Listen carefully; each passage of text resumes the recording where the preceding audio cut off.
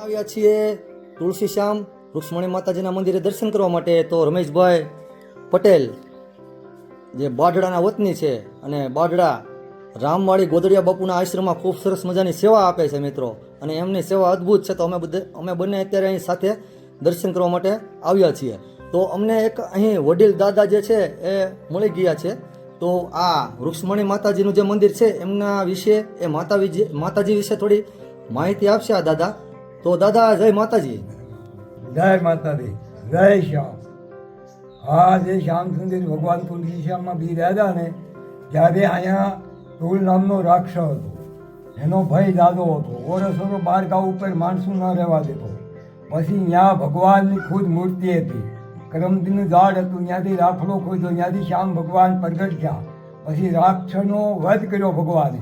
તો ભગવાનને કહ્યું કે ભાઈ તમને મારી નાખો એની ના નથી, પણ મારો પહેલો ઉદ્ધાર થવો જોઈએ. તો ભગવાન કે કેવી રીતે?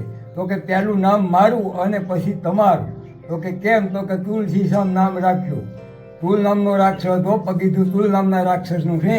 એને શ્યામ સુંદર ભગવાનના દર્શન કરતા જ આવ્યો તો એને બે મસ્તક છે અત્યારે હાલમાં શ્યામ સુંદર ભગવાનને, અને માતાજી ભગવાન ગાઉ સાધતા શ્યામ ભગવાન ગાયું સારીને વરસાદ મંડાણો તો કે ઉમિયાથી પાણી ઊનું કરો.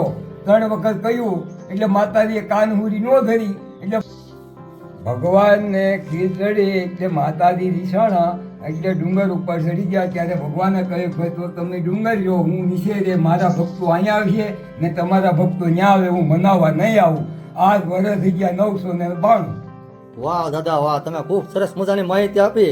તો મિત્રો આવી માહિતી આવા વડીલો પાસેથી જ મળે, અને મારા નસીબ સારા કહેવાય કે મને આ દાદા મળી ગયા. અને આ દાદા જે છે અહીં નજીકના ગામના જ છે. દાદા તમારું ગામ કયું? કયું? મોહબ્બતપરા. અને તમે જ્ઞાતિએ આયર. વાહ ભાઈ વાહ, આયર હો, કાંઈ ઘટે નહીં એમાં. તો મિત્રો દાદાની માહિતી ખૂબ સરસ મજાની અને જાણવા લાયક માહિતી હતી. તો આ રમેશભાઈ અને અમે બંને સાથે અહીં અત્યારે માતાજીના મંદિરે ઊભા હતા અને માતાજીના દર્શન પણ કર્યા, અને તમને પણ આ વિડીયોના માધ્યમથી માતાજીના દર્શન કરાવી દીધા છે. અને નીચે શ્યામ ભગવાનનું મંદિર છે, એમના પણ હું તમને દર્શન કરાવી દઉં. તો આવી ધાર્મિક વિડીયો જોવા માટે તમે મારી આ યુટ્યુબ ચેનલને જરૂર સબસ્ક્રાઈબ કરજો. તો ચાલો મિત્રો, હવે મળીશું નવી વિડીયોમાં. ત્યાં સુધી બધાને જય શ્યામ, જય માતાજી સાથે જય હિન્દ, જય ભારત.